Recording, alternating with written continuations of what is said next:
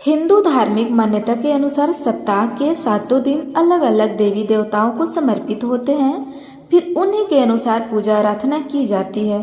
पूजा का दिन सभी देवी देवताओं में सबसे पहले पूजे जाने वाले भगवान श्री गणेश को समर्पित होता है। बुधवार के दिन उपवास रखने का विशेष महत्व होता है, क्योंकि बुधवार के देवता भगवान गणेश बुद्धि के देवता हैं। ऐसे में बुधवार के दिन व्रत रखने पर जीवन में सुख समृद्धि आती है और समय मंगलमय रहता है।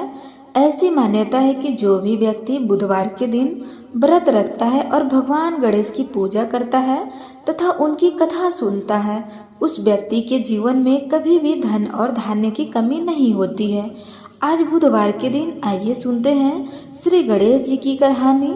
एक समय की बात है, भगवान विष्णु का विवाह माता लक्ष्मी जी के साथ निश्चय हो गया। विवाह की तैयारी होने लगी। सभी देवी देवता को निमंत्रण भेजा गया, परंतु गणेश जी को निमंत्रण नहीं दिया गया। कारण जो भी रहा हो, अब भगवान विष्णु की बारात जाने का समय आ चुका था। सभी देवी देवता अपनी पत्नियों के साथ विवाह समारोह में आए। उन सब ने देखा कि गणेश जी कहीं दिखाई नहीं दे रहे हैं। तब वे आपस में चर्चा करने लगे कि क्या गणेश जी को न्योता नहीं दिया गया है या स्वयं गणेश जी नहीं आए हैं। सभी को इस बात पर आश्चर्य होने लगा। तभी सबने विचार किया कि भगवान विष्णु से ही इसका कारण पूछ लिया जाए। विष्णु भगवान से पूछने पर उन्होंने कहा कि हमने गणेश जी के पिता भोलेनाथ महादेव को न्योता भेजा है। यदि गणेश भगवान जी अपने पिता के साथ आना चाहते हैं तो आ सकते हैं। अलग से न्योता देने की आवश्यकता नहीं है। दूसरी बात यह है कि उनको 1.25 मन मूंग, 1.25 मन चावल तथा 1.25 मन घी और 1.25 मन लड्डू का भोजन दिन भर में कई बार चाहिए। यदि गणेश जी नहीं आएंगे तो कोई बात नहीं, दूसरे के घर जाकर इतना सारा खाना पीना अच्छा नहीं लगता।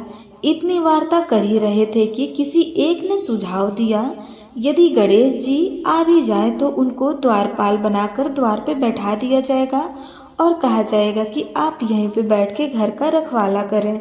वैसे चूहे पर बैठ के धीरे धीरे चलेंगे तो बारात से बहुत पीछे रह जाएंगे। यह सुझाव भी सबको पसंद आया, तो भगवान विष्णु ने भी इस पर अपनी सहमति दे दी और उन्हें समझा बुझाकर घर की रखवाली करने के लिए बैठा दिया गया।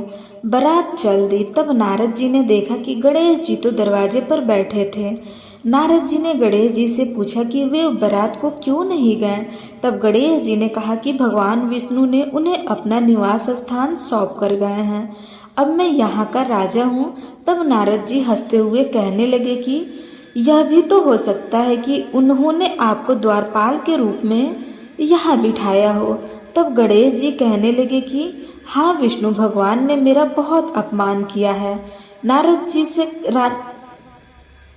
नारद जी ने कहा कि आप उदास न होए, आप अपनी मूषक सेना को आगे भेज दे तो वह रास्ता खोद देंगे, जिससे उनके वाहन धरती में धंस जाएंगे।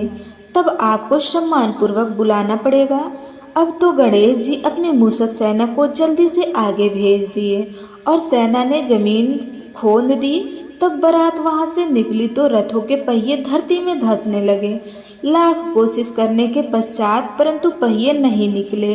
सभी ने अपना उपाय किया, परंतु पहिए तो नहीं निकले, बल्कि जगह जगह से टूट गए। किसी को समझ में नहीं आ रहा था कि अब क्या किया जाए। तब नारद जी ने कहा, आप लोगों ने गणेश जी का अपमान करके अच्छा नहीं किया।